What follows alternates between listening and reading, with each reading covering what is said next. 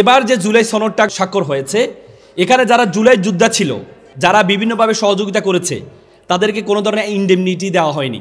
এই সরকার যারা, তারা হচ্ছে জুলাই যুদ্ধের উপর দিয়ে সরকার তৈরি হয়েছে। যদি তাদেরকে ইনডেমনিটি না দেওয়া হয়, তাহলে ভবিষ্যতে কোনো সরকার আসলে তাদেরকে দেশদ্রোহী হিসেবে তাদেরকে আইনের আওতায় নিয়ে আসা হবে। যে 2000 তার জীবন দিয়েছে, রক্ত দিয়েছে, সে 20,000 পঙ্গুত্ব বরণ করেছে, তাদেরকে যদি ইনডেমনিটি দেওয়া না হয়, তাহলে এটা তাদের সাথে বেইমানি করা হবে।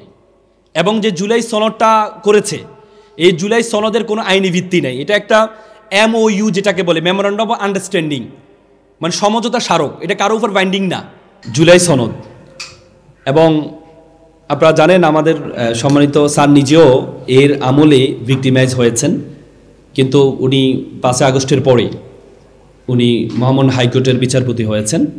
গতকাল যে জুলাই যে সনদটা হয়েছে, তখন জুলাই যোদ্ধারা আন্দোলন করেছে, সংগ্রাম করেছে অনেকেই, এবং যারা নেতৃত্ব দিয়েছে এনসিপি, সে দলটি গতকাল স্বাক্ষর করতে আসেনি। যেহেতু আপনারা একজন সমাজের জন্য কাজ করেন, আপনাদের জানা উচিত আসলে যে জুলাই সনদটা হয়েছে, স্যার খুব ভালো জানবেন এটা বিষয়টা, এটার যে আইনি কোনো ভিত্তি আছে কিনা, এটা নিয়ে প্রশ্ন উঠেছে যে এটার কোনো আইনি ভিত্তি আছে কিনা। কারণ আমি নিজেও জুলাই আন্দোলনে ছিলাম, আমি ছাত্রদেরকে ফ্রি আইনি সহযোগিতা দিতে গিয়ে আমি ডিবি কর্তৃক ধৃত হয়েছিলাম। আমার পুরো চেম্বার কাজ করেছে, আমি প্রায় শত শত শিক্ষার্থীকে ফ্রি আইনি সহযোগিতা দিয়েছিলাম। আমি একমাত্র মানুষ যিনি এবার 5 আগস্টের পরে আমি এই গভর্নমেন্ট থেকে কোনো ধরনের সুযোগ সুবিধা নিই নাই। কিন্তু আমাদের কিছু যারা জুলাই যোদ্ধা আছে, তাদের জন্য যে জুলাই সনদটা হয়েছে, এখানে তাদেরকে ইনডেমনিটি কতটুকু দেওয়া হয়েছে। আপনারা জানেন 1971 সালে যুদ্ধের পরবর্তীতে একটা ইনডেমনিটি অর্ডার হয়েছে। যারা 26শে মার্চ থেকে 16 ডিসেম্বর পর্যন্ত বিভিন্ন যুদ্ধে বিভিন্ন জায়গায় অংশগ্রহণ করেছে, অনেক বিহারিকে হত্যা করেছে, অনেক রাজাকারকে হত্যা করেছে, অনেক সৈনিককে হত্যা করেছে, তাদেরকে ইনডেমনিটি দেওয়ার জন্য একটা ইনডেমনিটি অর্ডার হয়েছিল। সেই ইনডেমনিটি অর্ডারে বলা হয়েছে, এই সময় যে সময়টা হয়েছে, এই সময় ভবিষ্যতে কোনো ধরনের যেন যারা যোদ্ধা ছিল তাদের বিরুদ্ধে যেন ভবিষ্যতে কোনো মামলা করা না হয়। কারণ যদি কোনো সময় তাদেরকে দেশদ্রোহী হিসেবে অ্যাড্রেস করা হতো, তাদের বিরুদ্ধে মামলা হতো, তাহলে তাদের ইনডেমনিটিটা থাকতো না। কিন্তু এবার যে জুলাই সনদটা গতকাল স্বাক্ষর হয়েছে, এখানে যারা জুলাই যোদ্ধা ছিল, যারা বিভিন্নভাবে সহযোগিতা করেছে, তাদেরকে কোনো ধরনের ইনডেমনিটি দেওয়া হয়নি। এজন্য যদি তাদেরকে রক্ষা করতে, কারণ এই সরকার যারা, তারা হচ্ছে জুলাই যুদ্ধের উপর দিয়ে সরকার তৈরি হয়েছে। যদি তাদেরকে ইনডেমনিটি না দেওয়া হয়, তাহলে ভবিষ্যতে কোনো সরকার আসলে তাদেরকে দেশদ্রোহী হিসেবে তাদেরকে আইনের আওতায় নিয়ে আসা হবে। যে 2000 তার জীবন দিয়েছে, রক্ত দিয়েছে, সে 20,000 পঙ্গুত্ব বরণ করেছে, তাদেরকে যদি ইনডেমনিটি দেওয়া না হয়, তাহলে এটা তাদের সাথে বেইমানি করা হবে। এবং যে জুলাই সনদটা করেছে, এই জুলাই সনদের কোনো আইনি ভিত্তি নেই। এটা একটা MOU যেটাকে বলে, মেমোরেন্ডাম অফ আন্ডারস্ট্যান্ডিং, মানে সমঝোতা স্মারক। এটা কারো উপর বাইন্ডিং না। এটাকে লিগ্যাল ফ্রেমওয়ার্কে আনার জন্য হয়তো কোনো একটা অর্ডারের প্রয়োজন ছিল, নতুবা 1970 সালে জানেন, বা 1970 সালে যখন আমরা হোল পাকিস্তান ছিলাম, তখন কিন্তু 1970 সালে তখন পুরো পাকিস্তানে তখন সংবিধান ছিল না। তখন 70 ইলেকশানে বলা হয়েছে যে 70 ইলেকশনটা হবে, ইলেকশানে যারা জয়ী হবে তারা প্রথম 3 মাস কনস্টিটিউয়েন্ট অ্যাসেম্বলি, যেটাকে বলে সাংবিধানিক সভা, গণপরিষদ, যারা সংবিধান তৈরি করে, প্রথম 3 মাস হবে তারা সংবিধান তৈরি করবে। পরবর্তী সময় তারা জেনারেল অ্যাসেম্বলি হিসেবে অন্য আইন তৈরি করবে। এটাকে এই LFO বলা হয়, মানে লিগ্যাল ফ্রেমওয়ার্ক অর্ডিন্যান্স করেছিল। কিন্তু এবার এই যে জুলাই সনদের ক্ষেত্রে সেই লিগ্যাল ফ্রেমওয়ার্কটা তৈরি করা হয়নি। এজন্য আমরা যদি এখানে সাংবাদিক বাইরে আছেন, আমরা বলতে চাই, এই যে জুলাই সনদটা হয়েছে, সেটার যে ইনডেমনিটি অর্ডারটা নিশ্চিত করতে হবে, তাদের যারা যুদ্ধ করেছে তাদের সম্মান নিশ্চিত করতে হবে, সাথে সাথে লিগ্যাল ফ্রেমওয়ার্কটা তৈরি করতে হবে। আজকে এখানে কেন বলছি আপনারা এখানে যারা আছেন সবাই লিডার। এটাকে বলে TOT, মানে ট্রেনার অফ ট্রেনিং, মানে হচ্ছে যারা লিডার। আপনারা এখানে যারা আছেন প্রত্যেকে এক একটা ক্লাব চালান, আপনারা প্রত্যেকে এক একটা কমিউনিটি চালান। তাহলে আজকে আমরা স্পেশালভাবে কোনো কিছু আপনাদেরকে বলবো না, সেটি হচ্ছে আপনারা যেটা চালান সেটা নিয়ে আমরা আজকে কথা বলবো। দেখেন, আপনি যে লিডার, আমাদের মধ্যে অনেক সময় নিজের মধ্যে একটু যে আমি লিডার কিনা এই একটা চিন্তা থাকে। আমি একটা ক্লাব চালাচ্ছি, ঠিক আছে, কিন্তু আমি কি নেতা, আমি কি লিডার?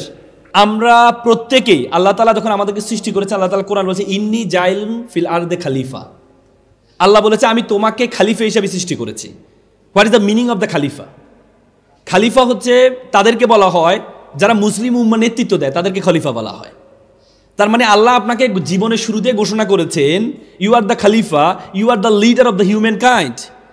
আপনি হচ্ছে নেতা। আপনি, আল্লাহ তাআলা আপনাকে নেতা বলেছেন। এখন আপনি বলতে পারেন আমি এমন কি কাজ করেছি যা আমি নেতা হয়েছি, আল্লাহ কেন আমাকে নেতা অ্যাড্রেস করলো? দেখেন, এই বিজ্ঞান বলে একটা ইলিশ মাছ সর্বোচ্চ 10 থেকে 15 লক্ষ ডিম দেয় একসাথে।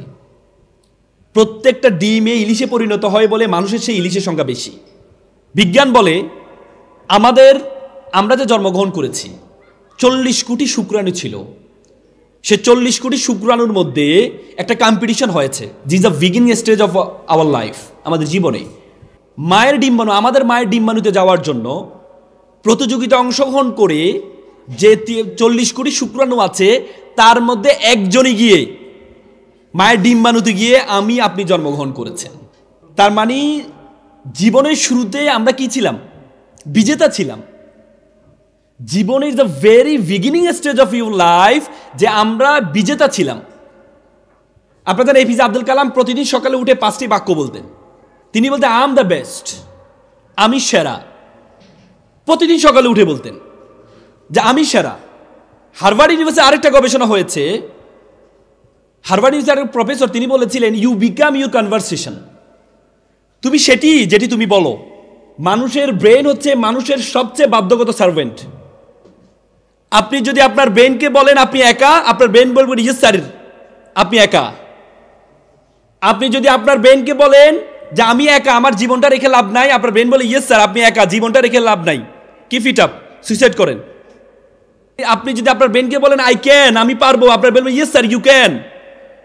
আপনি যদি আপনার ব্রেনকে বলে আই ক্যান নট, আমি পারবো না, আপনার ব্রেন বলে yes sir you can not. কারণ মানুষের ব্রেন হচ্ছে মানুষের সবচেয়ে বাধ্যগত সার্ভেন্ট। আপনি আপনার ব্রেনকে কিভাবে বলবেন, কি বলবেন? এই জন্য এপিজে আব্দুল কালাম সকালে ঘুম থেকে উঠে বলতেন I am the best, I can do it, আমি করতে পারবোই। টুডে ইজ মাই ডে, আজকে আমার দিন। আই এম দ্য উইনার, আমি বিজেতা। গড ইজ উইথ মি, সৃষ্টিকর্তা আমার সাথে আছেন।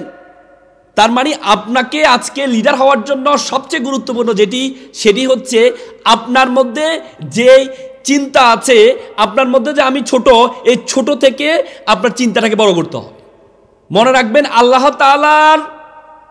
তাআলার সবচেয়ে প্রিয় সৃষ্টির মধ্যে সর্বসেরা সৃষ্টি হচ্ছে মানুষ। আল্লাহ তাআলা কাউকে অনর্থক সৃষ্টি করেননি। আল্লাহ তাআলা কোরআনে বলেছেন ওয়ামা খালাকনাস সামা ওয়াল আরদা ওয়ামা বাইনাহুমা বাতিলান। আমি আসমান এবং জমিনে যা কিছু সৃষ্টি করেছি কোনো কিছু অনর্থক সৃষ্টি করিনি। আমাদের শরীরের দিকে যদি আপনি তাকান, আমি ওদের একটা হাদিস পড়ে অবাক হয়ে গেলাম। বনি ইসরায়েল যুগের একজন ইমানদার ব্যক্তি ছিলেন। তিনি 500 বছর ধরে ইবাদত করেছেন একটা পাহাড়ে বসে, 500 বছর ধরে।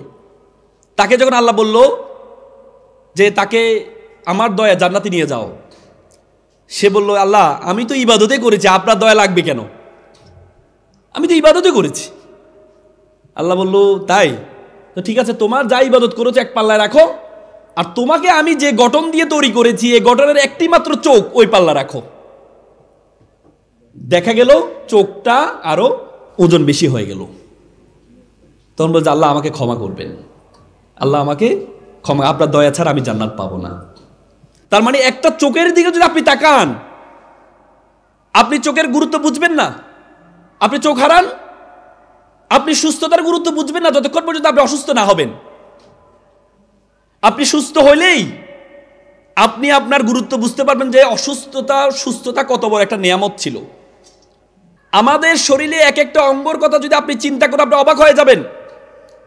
আপনি জানেন আমাদের এই পৃথিবীর আয়তন হচ্ছে 52 কোটি বর্গ কিলোমিটার। এই পৃথিবীর আয়তন, এই 52 কোটি বর্গ কিলোমিটার মধ্যে মহাদেশ আছে, 5টা মহাসাগর আছে। এই 52 কোটি বর্গ কিলোমিটারের এই পৃথিবীটাকে আমরা যে সূর্যটা দেখতে পাই, সূর্যের মধ্যে যদি ঢুকিয়ে দেওয়া হয় তাহলে 13 লক্ষ পৃথিবী ঢুকিয়ে দেওয়া সম্ভব। কত লক্ষ? 13 লক্ষ। সূর্য একটা নক্ষত্র, এ বিশ্বজগতে মিলিয়ন মিলিয়ন নক্ষত্র আছে, মিলিয়ন মিলিয়ন নক্ষত্র আছে। এবং আপনি অবাক হয়ে যাবেন, একমাত্র গ্রহ যার একটা উপগ্রহ আছে সেটা হচ্ছে পৃথিবী। চাঁদ হচ্ছে আমাদের একমাত্র উপগ্রহ। কেন আল্লাহ চাঁদকে সৃষ্টি করেছেন? আপনি দেখবেন চাঁদকে একটু জুম করে বড় করে দেখবেন, চাঁদের মধ্যে বড় বড় গর্ত আছে। কিসের জন্য জানেন? বিভিন্ন নক্ষত্র থেকে উল্কা পিণ্ড যেগুলো আছে, স্ফুলিঙ্গ যেগুলো আছে, এগুলো ধেয়ে আসে পৃথিবীর দিকে। চাঁদ পৃথিবীর চারদিকে ঘুরে এগুলোকে ঠেকায়। আল্লাহ তাআলা সবচেয়ে প্রিয় মানুষকে ঠেকানোর জন্য আল্লাহ চাঁদকে উৎসর্গ করেছেন। এরপরে আপনি বলেন আপনাকে আল্লাহ তাআলা অনর্থক সৃষ্টি করেছে। চাঁদের কোনো ওজনস্থ নেই। আমাদের দেখেন, আমাদের যে সূর্য যে তাপ, এর তাপটা সরাসরি পৃথিবীর দিকে আসে, কিন্তু আল্লাহ তাআলা যেন মানুষের কষ্ট না হয়, এই জন্য একটা ওজনস্থ দিয়েছেন, একটা ওজনস্থ দিয়েছেন, যাতে সরাসরি যে রশ্মিটা আছে এটা যেন সরাসরি মানুষের পৃথিবীতে না আসে, একটা ওজনস্থ দিয়েছেন। কিন্তু চাঁদের কোনো ওজনস্থ নেই। এই বিশ্ব জগতে যা কিছু আছে সবকিছু আমার আর আপনার জন্য সৃষ্টি করেছে। আল্লাহ তাআলা বলেন, হুয়াল্লাযী খালাকালাকুম মা ফিল আরদি জামিআ, আমি আসমান এবং জমিনে যা কিছু আছে সবকিছু আমি তোমার জন্য সৃষ্টি করেছি। আর তোমাকে আমি সৃষ্টি করেছি এমনি, তোমাকে আমি সৃষ্টি করেছি ওয়ামা খলাকতুল জিন্না ওয়াল ইনসা ইল্লা লিয়াবুদুন, আর তোমাকে আমি সৃষ্টি করেছি শুধুমাত্র আমার ইবাদত করার জন্য, শুধুমাত্র আমার ইবাদত করার জন্য। What is the meaning of ইবাদত? What is the meaning of worship? ইবাদতের মিনিংটা কি? শুধু নামাজ পড়া ইবাদত, রোজা রাখা ইবাদত, হজ করা ইবাদত, মানব কল্যাণ করা এটাও এক ধরনের ইবাদত। আল্লাহ এখানে আদেশ উখরিজাতিল লিন্নাস, আল্লাহ এখানে আদেশ সূচক ইম্পারেটিভ সেন্টেন্স ব্যবহার করেছেন। আল্লাহ এখানে আমর ব্যবহার করেছেন, আদেশ সূচক শব্দ ব্যবহার করেছেন যে তোমাকে মানুষের কল্যাণ করার জন্য আমি পাঠিয়েছি, তুমি মানুষের সেবা করবা। পৃথিবীতে মানুষের মতো অসহায় কোনো প্রাণী নেই। দেখবেন আপনি যখন গরু যখন বাচ্চা দেয়, আপনি দেখবেন গরুর বাছুরটা বাচ্চা দেওয়ার সাথে সাথে এক দৌড় মারে, দেখছেন? একটা দৌড় মারে। মানুষ একমাত্র প্রাণী যে প্রাণী 2 বছর পর্যন্ত তার মায়ের উপর নির্ভরশীল থাকতে হয়। তার মানে আল্লাহ এখানে আমাদেরকে শিখিয়েছেন যে তোমাকে আমি সৃষ্টি করেছি একে অপরের জন্য, তোমাকে আমি সৃষ্টি করেছি একে অপরের জন্য, রিসিপ্রোকাল। তুমি একের উপর নির্ভরশীল থাকবা।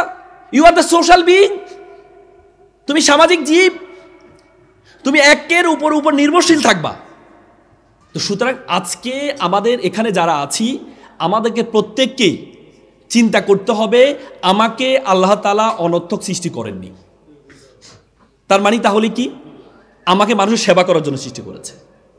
আজকে যে অ্যাপেক্স ক্লাবের মাধ্যমে আপনারা মানুষকে সেবা করছেন, মানব সেবা করছেন, মানব সেবা করার মাধ্যমে আপনি সৃষ্টিকর্তারই সেবা করছেন। তার কু আনফুসুকুম, নিজেকে বাঁচাও। তার মানে কু শব্দ হচ্ছে নিজেকে, মিল্লা মানে জাতি। কু শব্দ হচ্ছে বাঁচাও, আর মিল্লা মানে জাতি। কুমিল্লা মানে যে জাতিকে বাঁচায় তার নাম কুমিল্লা, মনে হয় নাকি? ওনারা একটা ব্যাখ্যা দেয় কুম লিল্লা, কুম মানে দাঁড়াও, লিল্লা মানে আল্লাহর জন্য, যারা আল্লাহর জন্য দাঁড়িয়ে যায় তাদের বাড়ি কুমিল্লা, নাকি? ওই একটু আগে ভাইয়ের সাথে আমি গাড়ি করে এই খেলা শেষ করে এতে আসছিলাম, তখন উনি বললো যে আমার ইতর বলা হয়। তা আমি বললাম ইতর তো একটা এলিভেশন আছে। ইতর মানে গ্রেটার কুমিল্লা ছিল, চাঁদপুর ব্রাহ্মণবাড়িয়া কুমিল্লা মিলে গ্রেটার কুমিল্লা ছিল। ই মানে হচ্ছে চাঁদপুরের ইলিশ, ত মানে হচ্ছে ব্রাহ্মণবাড়িয়ার তরকারি, আর র মানে কুমিল্লার রসমালাই, এই 3 মিলে ইতর। আচ্ছা বুঝলেন না ভাই? নোয়াখালী তো হাতে তালি দিয়ে, কুমিল্লা হাতে তালি দিয়ে, মানে বাড়ি নোয়াখালী, বিয়ে করছে কুমিল্লা, মনে হয় নাকি? কথা বলার মধ্যে সবচেয়ে বড় সমস্যা আমাদের যেটি হয়, আমাদের আঞ্চলিকতা বেশি। এক একজন এক এক অঞ্চলের, কেউ বগুড়া অঞ্চলের, কেউ নোয়াখালী অঞ্চলের, কেউ বরিশাল অঞ্চলের। এই যে আঞ্চলিকতার কারণে অনেক সময় আমরা কনফিডেন্স পাই না কথা বলার জন্য, যে আমি বলি কি, একটা বুঝে কি। আমার মনে আছে আমরা একটা সিলেটের কেউ আছেন? সিলেটের আছেন? সিলেটে আমার মনে আছে একটা ডিবেট কম্পিটিশনে আমি করছিলাম, স্পিকার দায়িত্ব পালন করছিলাম। তখন একজনের নারীর অধিকার নিয়ে কথা হচ্ছে। তো একটা ছেলে বলছে, মানে স্পিকার আপনি খিতা কথা কন, আমার এলাকা যখন বউ প্রথমে ঘরে যায় তার হাউরি বলে তুমি কি সাদা গু খাবা নাকি লাল গু খাবা। আমি সুন্দর করে বলতে পারি নাই, ও যেভাবে বলেছে। মানে তা আমি বললাম কি রে, নারীর অধিকারের সাথে সাদা গু আর লাল গুর কী সম্পর্ক? পরে আমি তো শেষে আমি তার জিজ্ঞেস করলাম যে কী বললাম? স্যার আপনি বুঝেন নাই, আমাদের এলাকায় প্রত্যেক এলাকাতে বউ শাশুড়ি দ্বন্দ্ব হয়, কিন্তু আমাদের এলাকায় যখন বউ প্রথমে ঘরে যায় তার শাশুড়ি মিষ্টি নিয়ে বলে তুমি কি সাদা গুলু খাইবে নাকি লাল গুলু খাইবে? তো সে বললো কি, আমি বুঝলাম কি? সাইফুর রহমান সাহেব, সাবেক অর্থমন্ত্রী, নাম শুনেছেন? সাইফুর রহমান সাহেবের সাথে একবার আমরা দেখা করতে গিয়েছিলাম, আমি তখন ঢাকা বিশ্ববিদ্যালয়ে ছিলাম, আমরা একটা প্রোগ্রামে ওনাকে ইনভাইট করব। তো যাওয়ার পর উনি বললো এক কাজ করো, তোমরা সোয়েটার পরে আসো। তা আমরা ভাবলাম সোয়েটার পরে আসবো, এটা কি বলে? তা আমরা পরে নীলক্ষেতে গিয়ে আমরা স্যুটের বুটের হয়ে গিয়েছিলাম, পরে আমরা নীলক্ষেত গিয়ে সোয়েটার কিনে সোয়েটার পরে গেলাম। বললাম যে স্যার আমরা আসছি। তোমাদেরকে বললাম সোয়েটার পরে আসছে, তোমরা এখন কেন আসলে? মানে 6টার পরে 2014 সালে আমি গিয়েছিলাম মাদ্রাজ ইউনিভার্সিটিতে, একটা সাউথ এশিয়ান ডিবেট কম্পিটিশন ছিল। তো সেখানে আমি একটু সাউথ ইন্ডিয়ানরা চেন্নাই যারা, তারা এটা মশলা বেশি খায়, তো আমি একটু বাঙালি খাবার খাইতে ইচ্ছা করলো। তো আমি বললাম brother have you available any Bengali food? বলছে হ্যাঁ yes you have to go so far. আমি প্রায় 100 কিলোমিটার মতো করে আমি গেলাম। দেখি যে রেস্টুরেন্টের উপরে লেখা আছে YENG ইয়াং TUNG টুং ইয়াং টুং কাই জাং রেস্টুরেন্ট। তা আমি বললাম চাইনিজ, কারণ চাইনিজে ওয়াং ফং চং বলে না। ভিতরে যাওয়ার পরে ম্যানেজার বলছে ভাইয়া ভালো আছেননি? আমি বললাম ব্রাদার ইউ ফ্রম? ভাই আমি তো বাড়ি আমার নোয়াখালী। আমি বললাম মানলাম আপনার বাড়ি নোয়াখালী, কিন্তু চাইনিজ নাম দিলেন কেন? এটা তো চাইনিজ, এটা তো ইয়াং তুন খাই যান, মানে এখান থেকে খেয়ে যান। বলে না ইয়ান্তুন খাই যান, আমরা খাই হুতি যান। আমি বললাম আপনি এভাবে লিখলেন কেন? উনি বলে যে ভাই আসলে যারা বাঙালি তারা তো ভিতরে আসলে বুঝে, আর যারা বাইরে মানুষ তারা মনে করে চাইনিজ রেস্টুরেন্ট। আমার 2 ধরনের কাস্টমার পাওয়া যায়, এই জন্য এইভাবে লিখছি। সেদিন আমি বুঝতে পারছি যে নোয়াখালী কি জিনিস।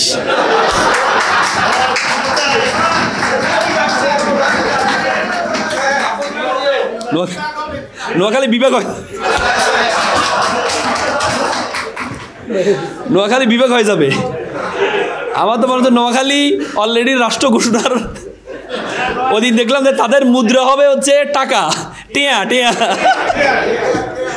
মানে এত সুন্দর একটা মানচিত্র করলো যে বাংলাদেশের সবচেয়ে নিকটবর্তী রাষ্ট্র নোয়াখালী, হ্যাঁ কি বলে পিপলস রিপাবলিক অফ নোয়াখালী, তাদের মুদ্রা হবে টিয়া। হ্যাঁ কি রাজধানী মাইজদি। আর কুমিল্লার কেউ আছেন? না না না, কুমিল্লা বাইরে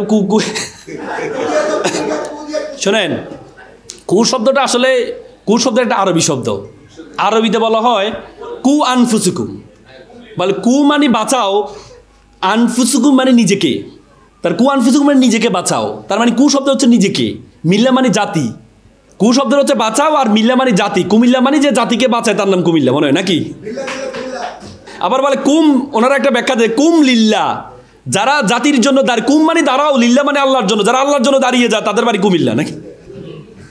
ওই একটু আগে ভাইয়ের সাথে আমি গাড়ি করে এই খেলা শেষ করে এতে আসছিলাম, তখন উনি বললো যে আমার ইতর বলা হয়। তা আমি বললাম ইতর তো একটা এলিভেশন আছে। ইতর মানে গ্রেটার কুমিল্লা ছিল, চাঁদপুর ব্রাহ্মণবাড়িয়া কুমিল্লা মিলে গ্রেটার কুমিল্লা ছিল। ই মানে হচ্ছে চাঁদপুরের ইলিশ, ত মানে হচ্ছে ব্রাহ্মণবাড়িয়ার তরকারি, আর র মানে কুমিল্লার রসমালাই, এই 3 মিলে ইতর। আচ্ছা বুঝলো না ভাই, নোয়াখালী তো হাতে তালি দে, কুমিল্লা হাতে তালি দে, মানে বাড়ি নোয়াখালী, বিয়ে করছে কুমিল্লা মনে হয় নাকি?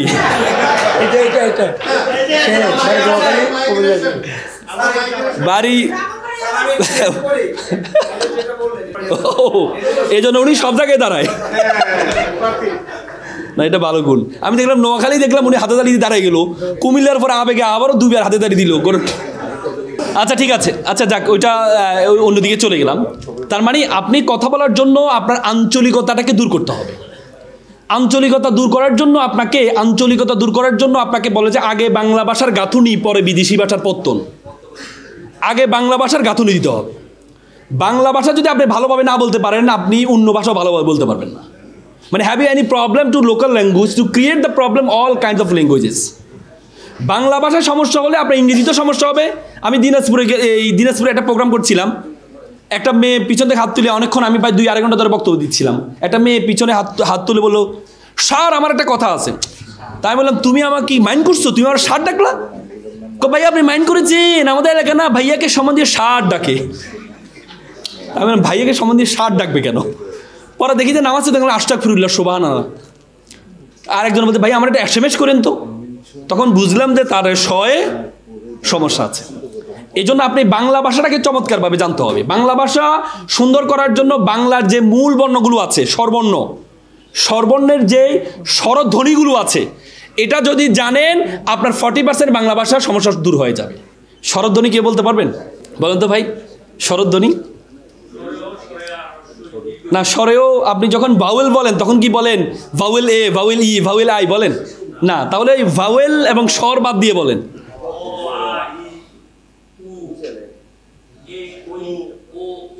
স্বরধ্বনিগুলা হয়েছে আপনার, কিন্তু স্বরধ্বনি একটু বেশি হয়ে গেছে। বসেন, সুন্দর হয়েছে। আমার সাথে বলেন অ, আ, ই, উ, এ, ও, এ। অ, আ, ই, উ, এ, ও, এ। বলেন তো। যেমন অ মানে অজগর, আ মানে আম, ই ইঁদুর, উ উট, ও ওমা। আমরা বলি উমা, বলি না?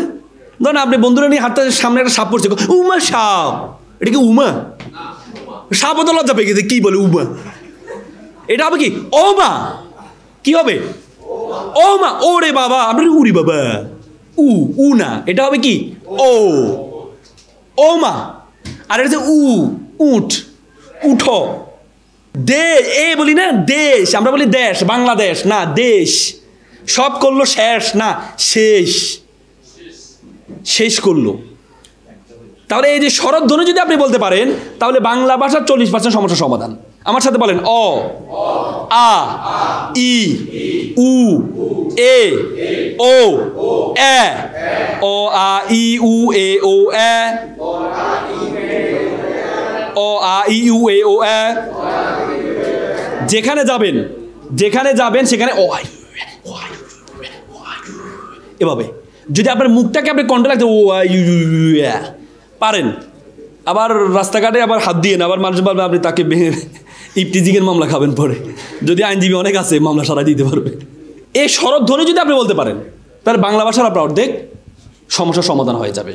ভাষাকে একটু ভালোভাবে স্বরধ্বনিগুলো প্র্যাকটিস করবেন।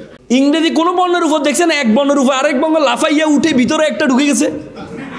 আমাদের খিওর মতো ব্রাহ্মণবাড়িয়া নাকি ব্রাক্ষণবাড়িয়া আমরা খুঁজে পাই না। দেখছেন? কখনো দেখছেন টি এর মধ্যে ডব্লিউ ঢুকে তার মধ্যে ইউ ঢুকে গেছে? দেখছেন? মনে রাখবেন, কখনো দেয়াল তৈরি করবেন না, সবসময় ব্রিজ তৈরি করবেন। ব্রিজের মাধ্যমে নতুন নতুন মানুষের সাথে দেখা হবে, নতুন নতুন মানুষের সাথে পরিচয় হবে, নতুন নতুন মানুষের সাথে সম্পর্ক তৈরি করবেন, কিন্তু দেয়াল তৈরি করার মাধ্যমে সম্পর্ক নষ্ট করবেন না। পৃথিবীর সবচেয়ে সহজ ভাষা হচ্ছে ইংরেজি। ইংরেজিতে আন্তর্জাতিক ভাষা হয়েছে কেন জানেন? অনলি ফর ফ্লেক্সিবিলিটি, সহজের জন্য। বাংলা বর্ণমালা কয়টি বলুন তো? বর্ণমালা একটি। অ্যাপেক্সিয়ানদেরকে আগে শুনতে হবে, আল্লাহ তাআলা কোরআনে বলেছে সামেনা ওয়া আতানা, আগে শুনতে হবে, তারপর উত্তর দিতে হবে। আমি বলেছি বর্ণ বলিনি, আমি যে বর্ণের মালা, অ্যালফাবেট। অনেকগুলো বর্ণ নিয়ে যে মালাটা তৈরি হয় সেটা বর্ণের মালা, অনেকগুলো ফুল নিয়ে যেটা তৈরি হয় সেটা ফুলের মালা। ঠিক আছে? তা আপনি যদি এখানে যদি আপনি বলেন বর্ণমালা, বর্ণমালা কয়টি? একটি। আর বর্ণ কয়টি? 50টি। আরবি বর্ণ কয়টি? 29টি। আর ইংরেজি বর্ণ কয়টি? 26টি। তাহলে সবচেয়ে কম বর্ণ কার? ইংরেজি। ইংরেজি কোনো বর্ণের উপর দেখছেন, এক বর্ণের উপর আরেক বর্ণ লাফাইয়া উঠে ভিতরে একটা ঢুকে গেছে। আমাদের খিওর মতো ব্রাহ্মণবাড়িয়া নাকি ব্রাক্ষণবাড়িয়া আমরা খুঁজে পাই না। দেখছেন? কখনো দেখছেন টি এর মধ্যে ডব্লিউ ঢুকে তার মধ্যে ইউ ঢুকে গেছে? দেখছেন? ঢুকছে না। ইংরেজি একটা লাইন দিয়ে, শুধু একটা লাইন দিয়ে আপনি 15টা বর্ণ লিখতে পারবেন। A, B, D, E, F, H, I, K. কিন্তু একটা দাগ দিয়ে বাংলা কয়টা বর্ণ লিখতে পারবেন বলেন? একটা লিখতে হলে কয়েকবার উঠাতে হবে আপনাকে। তার মানে সবচেয়ে সহজ হচ্ছে ইংরেজি ভাষা, কিন্তু সেটাকে আপনাকে ওন করতে হবে। সহজ পারবেন তো ইনশাল্লাহ? তো এই জন্য আপনাদেরকে বললাম যে স্কিলের মধ্যে সবচেয়ে স্পিকিং স্কিল, এই স্পিকিং স্কিলের মধ্যে বাংলা ইংরেজি দুইটিকে আপনাকে গ্যাদার করতে হবে। আর আপনার ধর্মীয় যে ল্যাঙ্গুয়েজ ভাষাটা আছে, আপনি যদি হিন্দু হন তাহলে সংস্কৃত ভাষাটা, আমি সংস্কৃত ভাষা পড়েছি শুধু হিন্দু ধর্ম জানার জন্য। আমাদের ভাষা ইনস্টিটিউটের ভাষা সংস্কৃত এবং আরবি ভাষাটা আমি ওখান থেকে পড়েছি। শুধু ধর্মকে 3টা ল্যাঙ্গুয়েজ আপনাকে নিশ্চিত করতে হবে। একটা হচ্ছে মাতৃভাষা, আর হচ্ছে আন্তর্জাতিক ভাষা, আর হচ্ছে ধর্মীয় ভাষা। এই 3টা ভাষা যদি আপনি জানেন, আপনি লিডার না, লিডার অফ দ্য লিডার হবেন। পারবেন তো ইনশাল্লাহ? পারবেন তো? আরেকটা হচ্ছে কমিউনিকেশন স্কিল। নতুন নতুন মানুষের সাথে যোগাযোগ, নতুন নতুন মানুষের সাথে পরিচয় হবেন। মনে রাখবেন কখনো দেয়াল তৈরি করবেন না, সবসময় ব্রিজ তৈরি করবেন। ব্রিজের মাধ্যমে নতুন নতুন মানুষের সাথে দেখা হবে, নতুন নতুন মানুষের সাথে পরিচয় হবে, নতুন নতুন মানুষের সাথে সম্পর্ক তৈরি করবেন। কিন্তু দেয়াল তৈরি করার মাধ্যমে সম্পর্ক নষ্ট করবেন না। একটা দেয়ালের মাধ্যমে হাজার দেয়াল তৈরি হয়ে যাবে। একজনে আপনার বিরোধিতা করবে, 100 জনে আপনার তার ধরে ধরে বিরোধিতা করবে। আমাদের সমাজে একটা সংস্কৃতি আছে, দেখবেন আপনি একটা ভালো মানুষের নিয়ে একটা ছবি দিয়ে বলেন এই লোকটা ভালো মানুষ, এই লোকটা তো একটা আগাম করছে, দেখবেন শত শত কমেন্ট, 80% কমেন্ট আসবে এই লোকটার আগে চেহারার মধ্যে এমন একটা ভাব ছিল, আমার সন্দেহ হয়েছিল। কিন্তু বুঝলেন নাই যে এতদিন তারে পছন্দ করতো, কিন্তু কেউ যখন বললো আর এ তো খারাপ, তখন কমেন্ট দেখবেন 80% কমেন্ট আছে এই লোকটার আমার আগে সন্দেহ হয়েছিল। তার মানে এই যে দেয়াল তৈরি করবেন না কখনো, সবসময় কি করবেন, ব্রিজ তৈরি করবেন। লিডারদের সবচেয়ে বড় গুণ হচ্ছে লিডারদেরকে অনেকে মেরেছি চিনবে, অনেক মানুষের সাথে তার পরিচয় হবে। ভাইয়ের মতো অ্যাপ্লাই করবেন, নোয়াখালী তো দাঁড়াবেন, কুমিল্লে তো দাঁড়াবেন। মানে you have to know the pulse of the people. Leadership P আছে, পি মানে pulse of the people. You have to know the pulse of the people. আপনাকে পালস বুঝতে হবে। লিডার হবেন, আপনার এমপ্লয় যারা আছে, আপনার অধীনস্থ যারা আছেন, প্রত্যেকের পালস বুঝতে হবে। যে কোন মানসিকতার মানুষ তাকে বুঝতে হবে, তাকে রিড করতে হবে আপনাকে। যদি আপনি রিড করতে না জানেন তাহলে মনে করবেন আপনি নেতা হইতে পারবেন না। তারপরে আমি লিডারের LE বললাম, তারপর হচ্ছে এ মানে অ্যাটিটিউড। অ্যাটিটিউড থাকতে হবে, ভাবসাব থাকতে হবে। লিডার কোনো ব্যবসা লেদার বেদার হাঁটেন মানে এই দিয়ে লিডার দিয়ে কাজ হবে না। আপনার পোশাকে ব্যবসা থাকতে হবে, চলাচলে ব্যবসা থাকতে হবে। সিংহ বনের রাজা কেন বলো তো? সিংহ বনের রাজা কেন? সিংহ কি জিরাফের মতো দেখতে লম্বা, বাঘের মতো অনেক শক্তিশালী, হাতির মতো দেহ বড়, বানরের মতো বুদ্ধিমান? সিংহ বনের রাজা হচ্ছে ভাবসাবের কারণে। সে একটা আওয়াজ করলে 2 কিলোমিটার পর্যন্ত শোনা যায়, সবাই ওরে বাবারে বাবা সিংহ আওয়াজ করেছে। অ্যাটিটিউড, লিডারকে যে অ্যাটিটিউড থাকতে হবে। ভাবসাব এমনভাবে নেবেন যে আপনি একটা নেতা, আবার নেতা এমন করে এমন ভাবসাব নিয়ে থাকবেন আপনার কারেন্টের জ্বালা আপনার আশেপাশে হাঁটা যায় না, তাইলে লিডার হতে পারবেন। মানে এত ভাবসাব আপনি এমনি দাঁড়িয়ে আছেন যাতে মানুষের বাড়ি দিয়ে পেলে দিচ্ছে, আরে বাবা এটাকে অ্যাটিটিউড বলে না। অ্যাটিটিউড মানে হচ্ছে এক হাতে বাঁকা বাঁশের বাঁশি, আরেক হাতে বাঁকা তুর্য। এক হাতে বাঁশি থাকবে, কখনো নেতা আপনার কর্মীদেরকে গান শোনাবেন, আবার কখনো বকাঝকা করবেন। সব সময় যদি বকাঝকা করতে থাকেন, সব সময় যদি বকাঝকা করতে থাকবেন তাহলে টাইটে ভেঙে যাবে। আবার সব সময় যদি নরম কথা বলতে থাকেন তাহলে আপনার ব্যক্তিত্ব থাকবে না, আপনাকে মূল্যায়ন করবে না। এই জন্য কখনো গান শোনাবেন, কখনো মজা করবেন, আবার কখনো ভাব নিয়ে গাম্ভীর্য নিয়ে বসে থাকবেন। তুমি এটা ঠিক করো নাই, তোমার থেকে এটা আমি আশা করি নাই, আবার এটা বলে লাশে দিয়ে তাহলে শেষ। এই যে একটু ভাব নিলেন এটাই শেষ। মানে আপনার অ্যাটিটিউড থাকবে হচ্ছে, আপনি দেখেন বিটিভিতে দেখবেন কলস যখন বানায় দেখবেন এক হাতকে শক্ত করে রাখে আর এক হাতে নরম করে রাখে, দেখেছেন? যদি দুইটাই নরম থাকতো তাহলে এটা হয়ে যেত এভাবে, আবার দুইটা শক্ত থাকলে তাহলে এটা হয়ে যেত এভাবে। এই জন্য একটাকে শক্ত আরেকটাকে নরম, এটা যদি থাকে তারপর কলসটা নতুন সুন্দর অবয়ব হবে। এই জন্য আপনারা এখানে যারা লিডার আছেন আপনার সেই অ্যাটিটিউডটা থাকতে হবে, সেই অ্যাটিটিউডটা থাকতে হবে। যদি সেই অ্যাটিটিউডটা থাকে তাহলে আপনি লিডার হইতে পারবেন। পারা যাবে তো ইনশাল্লাহ? তাহলে বললাম, এরপরে কি? D for discipline is the very important. Discipline দেখবেন মাঝখানে ডি আছে। স্টুডেন্টের 7টা বর্ণ, তার মধ্যে মাঝখানে ডি আছে, দেখবেন সবসময় ডি মাঝখানে থাকে। মানে আপনি যা কিছু হন না কেন, ডিসিপ্লিন যদি আপনার না থাকে আপনি এক পর্যায়ে গিয়ে মাঝখানে গিয়ে ভেঙে পড়ে যাবেন, আপনার লিডার আর সামনে আগাবে না। Punctuality is the very important.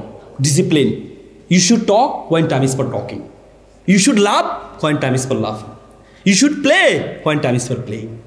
যখনই হাসার সময় হবে হাসবেন, যখনই গরম হওয়ার সময় হবে গরম হবেন, যখনই কাদার সময় হবে কাঁদবেন। কাদার সময় মানুষ আপনার এমপ্লয় একজন মা মারা গেছে যারা আপনি বেটকাচ্ছেন, তাহলে তো হবে না। এটা ইজ ভেরি ইম্পর্টেন্ট। ডিসিপ্লিন শেখার জন্য আপনাকে কোরআনের আরেকটা সূরা আছে, সূরা নামল। অত কি জানেন? পিঁপড়া পৃথিবীর সবচেয়ে পানির দিক থেকে সবচেয়ে ডিসিপ্লিন হচ্ছে কি? পিঁপড়া। পিঁপড়াকে আপনি একটু দেখেন। এই জন্য কোরআনে আল্লাহ তাআলা পৃথিবীর, বললাম না যে মৌমাছি হচ্ছে একমাত্র প্রাণী যে প্রাণীর উপরে ওহী আসছিল। আল্লাহ বলছে আমি মৌমাছির উপর ওহী দিয়েছি। তার মানে মানুষের উপর ওহী আসলে সে নবী হয়, আর যদি কোনো প্রাণীর ওপরে ওহী আসে, যদি সে নবী হইতো, তাহলে প্রথম নবী হইতো কে? মৌমাছি, পিঁপড়া। আল্লাহ তাআলা যে গুরুত্বপূর্ণ জিনিসগুলো দিয়ে কোরআনের সূরার নাম দিয়ে দিয়েছে। ডিসিপ্লিন, পিঁপড়া থেকে ডিসিপ্লিনটা নেবেন আপনার। পিঁপড়া দেখবেন এক কাতারে তারা হাঁটবে। পিঁপড়া বিভিন্ন টিমে ভাগ করে দেয়। কারো কাজ হচ্ছে খাদ্য আনবে, খাদ্য ট্রান্স করবে, কারো হচ্ছে বাড়ি রক্ষা করবে, কারো হচ্ছে অন্যদেরকে নেতৃত্ব দিবে। এক একজনকে গ্রুপে তারা ভাগ করে দেয় পিঁপড়া। তাই পিঁপড়া থেকে আপনাদেরকে টিম ওয়ার্কটা শিখতে হবে। কিভাবে টিম ওয়ার্ক? ওরা হচ্ছে লাইন ঠিক করার জন্য একটা হরমোন, ওদের একটা আছে, একটা সুগন্ধি ছেড়ে দেয়। এই সুগন্ধিটা পেয়ে পিঁপড়ারা ওই লাইন অনুযায়ী সবাই হাঁটতে থাকে। এই জন্য এই ডিসিপ্লিনটা আপনারা কোথা থেকে শিখবেন? পিঁপড়া থেকে। তারপরে হচ্ছে ডি গেল। ই মানে এক্সেপশনাল থিঙ্কিং, ব্যতিক্রম চিন্তা। লিডারের সবচেয়ে বড় গুণ হবে ব্যতিক্রম চিন্তা করতে হবে, অন্য ধরনের চিন্তা করতে হবে। একজন একটা চিন্তা করবে, সে ভিন্ন চিন্তা করতে হবে। একবার দুইটা বন্ধু রফিক এবং শফিক, তারা একটু চিন্তা করলো বড় লোক হবে। তখন তাদেরকে গ্রামবাসী একটা অফার দিল, আমাদের গ্রামে তো কোনো পানি নেই, তুমি ওই দূরের নদী থেকে তোমরা পানি এনে দিবা, প্রতি তোমাদেরকে 10 টাকা করে দেওয়া হবে। রফিককে বলা হলো, রফিক বলল ঠিক আছে, তাহলে তো পানি সারাদিন ধরে আমি কাজ করি, সারাদিন কাজ করতে করতে তো আমি তো ব্যাপক পানি নিয়ে আসতে পারবো, তাহলে আমি অনেক টাকার মালিক হব। শফিক বলল যে না, আমি এই কাজটা করবো না। রফিক বলল তাহলে তুই করলে করিস, না করলে না, আমি করা শুরু করেছি। সে করা শুরু করেছে, সে করতে করতে ব্যাপক টাকার মালিক হয়ে গেছে। আর শফিক কী করে? কিছুক্ষণ সে পানি নেয়, কিছুক্ষণ 5 নিয়ে কাজ করে, মানে 5 লাগানোর ব্যবস্থা করছে। তো সবাই হাসে যে এই ছেলেটা কি পাগল নাকি, 5 লাগাচ্ছে কেন? তারা তো আর 5-এর বিষয়টা বুঝছে না। এ সারাদিন পানি নেয়, পানি নিয়ে সে বড় লোক হয়ে গেল, পায় 1 লক্ষ 2 লক্ষ 5 লক্ষ টাকার মালিক হয়ে গেল। আর সে হচ্ছে কিছুক্ষণ কাজ করে যে টাকাটা পায়, ওই টাকা দিয়ে 5 লাগাচ্ছে। দেখা গেল 1 মাস 1.5 মাস পর সে সম্পূর্ণ নদী থেকে 5 পর্যন্ত সম্পূর্ণ পানি 5 নিয়ে আসলো। তারপরে সে বসে আছে, অটোমেটিকলি তার ইনকাম হচ্ছে এই 3 মাসে যা করেনি, পরবর্তীতে 3 মাসের না করে সে পরবর্তীতে মাত্র 1 দিনে তার চেয়ে বেশি ইনকাম করেছে। ওয়ারেন বাফেট একটা চমৎকার কথা বলেছেন। ওয়ারেন বাফেট বলেছেন, তোমার ইনকামটা সার্থক তখনই যখন তুমি ইনকাম করবা না, কাজ করবা না, কিন্তু ঘরে তোমার অ্যাকাউন্টে টাকা ঢুকবে, তাহলে তুমি সফল, নাহলে তুমি সফল না। আপনি ঘরে বসে থাকবেন, আপনার অ্যাকাউন্টে টাকা ঢুকবে। একটা মানুষের সর্বোচ্চ সময় কতক্ষণ? 24 ঘন্টা আমাদের প্রত্যেকেরই। তাহলে আমরা সর্বোচ্চ 15 ঘন্টা কাজ করতে পারি। আপনার 15 ঘন্টা দিয়ে আপনি কত টাকা ইনকাম করতে পারবেন? কিন্তু অপরের 15 ঘন্টা, প্রত্যেকটা 15 ঘন্টা যদি আপনার ঘন্টার সাথে লাগাইতে পারেন আপনি, তার মানে প্রত্যেকটা ঘন্টায় আপনি একটা সফল লিডারে পরিণত হতে পারবেন। তার মানে আপনাকে যে এক্সেপশনাল থিঙ্কিং, আপনি বসে থাকবেন, অটোমেটিকলি আপনার মেম্বার হতে থাকবে। সে পাইপ আপনাকে তৈরি করতে হবে, লাইন। যদি করতে পারেন তাহলে হবে। আর মানে রিলেশনশিপ বলতে হচ্ছে পরিবারের সাথে আপনার কেমন সম্পর্ক হবে, মা বাবার সাথে আপনার কেমন সম্পর্ক, ভাই বোনের সাথে কেমন হবে, এমপ্লয়ের সাথে রিলেশনশিপটা আপনার কেমন হবে, সে হচ্ছে লিডার। এস মানে হচ্ছে একটা অ্যানালাইসিস আছে, SWOT analysis. S for strength, W for weakness, O for opportunity, T for threat. এই 4টা অ্যানালাইসিস সবসময় করবেন যে কোনো কাজ করার ক্ষেত্রে। এইচ মানে হার্ডওয়ার্ক, আর আই মানে ইগনোর দ্য ফেলিওর, আর পি মানে পালস অফ দ্য পিপল। আপনি ট্রাস্ট কীভাবে আস্থা তৈরি করবেন? আপনি আপনার টিমের প্রতি আস্থা তৈরি করবেন কীভাবে? সেটা আস্থা তৈরি করার জন্য আপনাকে আমি প্রথমেই বলেছি, লিডারের সবচেয়ে বড় গুণ হচ্ছে লিডারকে নিজেকে কাজ করতে হবে এবং আপনার টিম মেম্বারদের দুঃখে সুখে, নট অনলি সুখে, দুঃখে এবং সুখে। একবার একটা ছেলে, তার অনেক বন্ধুবান্ধব, বিয়ে করবে, সে 100 জনের তালিকা করলো, তার বন্ধুকে দাওয়াত দিবে তার বিয়েতে। বাবা বললো ঠিক আছে, তুমি কাজটা আমাকে দাও, আমি দাওয়াত দিব, এই কাজটা তুমি আমাকে দাও। পরবর্তীতে বাবা যেদিন বিয়ে হলো, বাবা দাওয়াত দিয়েছে, বিয়ের দিন দেখেছে মাত্র 2 জন আসছে। বলছে বাবা তুমি কি দাওয়াতি কাজ করলে, মাত্র 2 জন আসলো? বলছে দেখ, আমি দাওয়াত দিয়েছিলাম যে তোমার বন্ধু এভাবে এই আইসিইউতে আছে, তার এভাবে এই বিপদ, তুমি একটু আসো। আমি 100 জনকে বলেছি, তার মধ্যে 2 জন তোমার কাছে আসছে। তার মানে এরাই তোমার প্রকৃত বন্ধু, বাকিগুলো তোমার সুখের বন্ধু, দুধে মাছি এমন বন্ধু তোমার দরকার নেই। তার মানে আপনি যখন লিডার হবেন, ট্রাস্ট অর্জন করার জন্য তার সুখে যেভাবে থাকবেন, তার দুঃখেও থাকবেন। সে যখন প্রবলেমে পড়বে, প্রবলেমটা সলভ করবেন। সে যখন তার দুঃখে আপনি কাটবেন, তার সুখে আপনি হাসবেন। যদি আপনি সেটাই করতে পারেন, তাহলে দেখবেন আপনি তার একটা অন্তরের মানুষ হয়ে যান। আরেকটা বর্ণ ছিল ই ফর ইথিক্স। ইথিক্সটা ইম্পর্টেন্ট। আমরা সমাজে বলি একটা, করি আরেকটা। আমরা মাইক পেলে বলি একরকম, কিন্তু যখন আমি সামাজিক জীবনে যাই, তখন সামাজিক জীবনে আমাদের ভিন্ন আচরণ হয়। তো যখন আপনাকে একটা লিডার দেখে মানুষ অনুপ্রাণিত হয়, যখন বাস্তবিক জীবনে গিয়ে যখন আপনার সাথে পার্সোনালভাবে আপনার পরিবারের সাথে কথা বলার পর যখন বিপরীত অবস্থা পায়, তখন এই লিডারের প্রতি তার আস্থা হারিয়ে যায়। এই জন্য লিডারের সবচেয়ে গুণ হচ্ছে, আল্লাহ তাআলা কোরআনে বলছে, লিমা তাকুলুনা মা লা তাফালুন, নিজে যা করো না তা অন্যকে করতে বলিও না, তুমি যেটা করবা সেটা মানুষকে করতে বলবা। একটা লিডারের কাজে, মুখে এবং কাজে দুটি যদি সমান হয়, তাহলে সেটা আস্থার জায়গা পরিণত হবে এবং তরুণ প্রজন্ম তাকে অনুসরণ করবে। আমাদের লিডারশিপের জন্য অ্যালার্মিং কি জানেন? চেইন অফ কমান্ড না থাকা। ধরেন আপনি একটা ক্লাবের সদস্য, মানে ডিস্ট্রিক্টের সদস্য, ক্লাবের সদস্য, আপনি যোগাযোগ মেনটেন করেন সোহাগ ভাইয়ের সাথে। যদি সোহাগ ভাইয়ের সাথে যোগাযোগ মেনটেন করেন, তাহলে যে সাথে বড় লেভেলের ওনার সাথে আপনার যোগাযোগ, তাহলে আপনি কখনো ক্লাব প্রেসিডেন্টকে পাত্তাই দিবেন না। আরে মিয়া, আমি সোহাগ ভাইয়ের সাথে প্রতিদিন চা খাই, বসি, আর আপনি কেটা ভাই, আপনি কি? এজন্য লিডারশিপের জন্য এটা আমাদের সমাজে অনেক বড় বড় প্রতিভাবান লিডাররা নষ্ট হয়ে যায় শুধু উচ্চপদস্থ লোকের সান্নিধ্যের কারণে। এজন্য লিডারের chain of command is very important. আপনি যখন ক্লাব, সর্বোচ্চ ক্লাব প্রেসিডেন্ট পর্যন্ত আপনার চেইন অফ কমান্ডটা থাকবে, যোগাযোগ থাকবে। এরপর ক্লাব, ডিস্ট্রিক্ট পর্যন্ত আপনার যোগাযোগ থাকবে, ডিস্ট্রিক্টরা এই ন্যাশনাল পর্যায়ে আপনার যোগাযোগ থাকবে। কিন্তু নিম্ন পর্যায়ে ক্লাবের একজন সদস্যকে যদি ন্যাশনাল পর্যায়ে থেকে ডিল করা হয়, তাহলে এই জীবনে লিডার হতে পারবে। ফোকাসিং পয়েন্ট লিডারের জন্য প্রথম ফোকাসিং পয়েন্ট স্পিকিং স্কিল, বলেছি আমি, স্পিকিং স্কিল। আরেকটা হচ্ছে আনুগত্যের চরম পরীক্ষা, মানে লিডারকে লিডারে ভাবা। আমার যিনি প্রধান, ওনার সমালোচনা না করে ওনার যে পজিটিভ দিকগুলা, এই দিকগুলো আমি বলি যে সে কি ক্লাব প্রেসিডেন্ট, আমি তার চেয়ে ভালো জানি, সে কি কথা বলতে পারে না, সে কি চলাফেরা করে, কি পোশাক পরে। আপনি যখন লিডারের সমালোচনা করবেন, তাহলে আপনি কখনো লিডার হতে পারবেন না। আপনার যার অধীনস্থ আছেন, কষ্ট করে প্রত্যেকটা মানুষের কিছু পজিটিভ আছে, নেগেটিভ আছে, পজিটিভগুলো নিয়ে আপনি এমফেসাইজ করেন, তাহলে দেখবেন আপনি খুব সহজে লিডার হয়ে যেতে পারবেন।